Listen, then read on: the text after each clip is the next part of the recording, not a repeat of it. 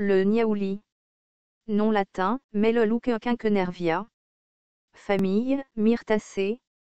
Nom commun, niaouli. Propriétés. L'huile est considérée comme anesthésique, carminative, antispasmodique, sudorifique, stimulante, rubéfiante. Des études ont montré des propriétés antioxydantes, hypoglycémiques, antimicrobiennes et antipaludiques. Parties utilisées. Huile, écorce, feuilles. Distribution. Trouvée en Australie, Brunei, Birmanie, Cambodge, Hawaï, Inde, Malaisie, Philippines, Myanmar, Nouvelle-Calédonie, Papouasie-Nouvelle-Guinée, îles Salomon. On le trouve le long des ruisseaux, des estuaires et dans les marais et marécages saisonniers. Botanique.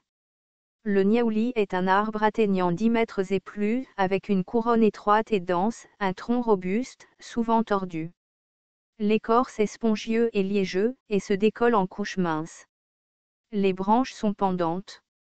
Les feuilles sont minces, coriaces, alternes, lancéolées, jusqu'à 7 cm de long, 1,5 cm de large, à 5 nervures, à pétioles courts et pointus aux deux extrémités.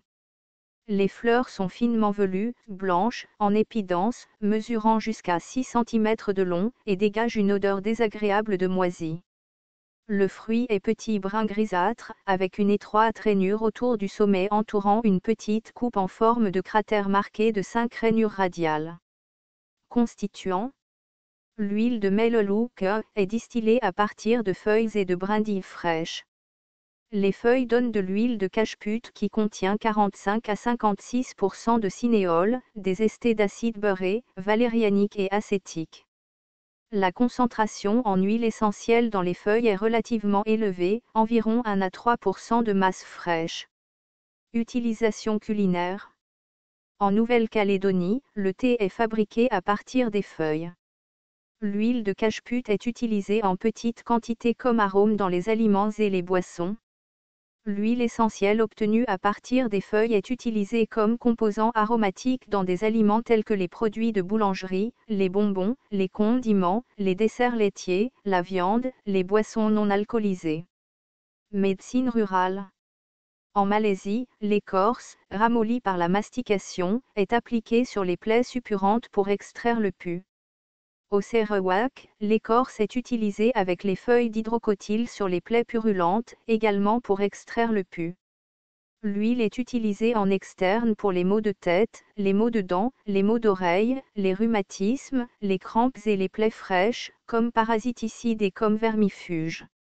En médecine européenne, l'huile est utilisée comme sudorifique et vermifuge.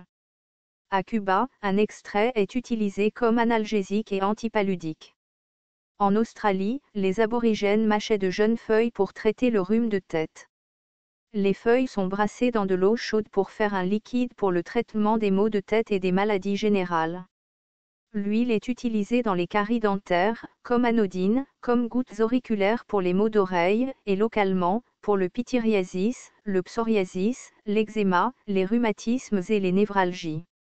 L'huile est également utilisée comme contre-irritant, frottée sur la poitrine en cas de bronchite, pneumonie, pleurodynie, pleurite. L'huile est un remède domestique pour toutes les douleurs musculaires. Danger, aucun connu.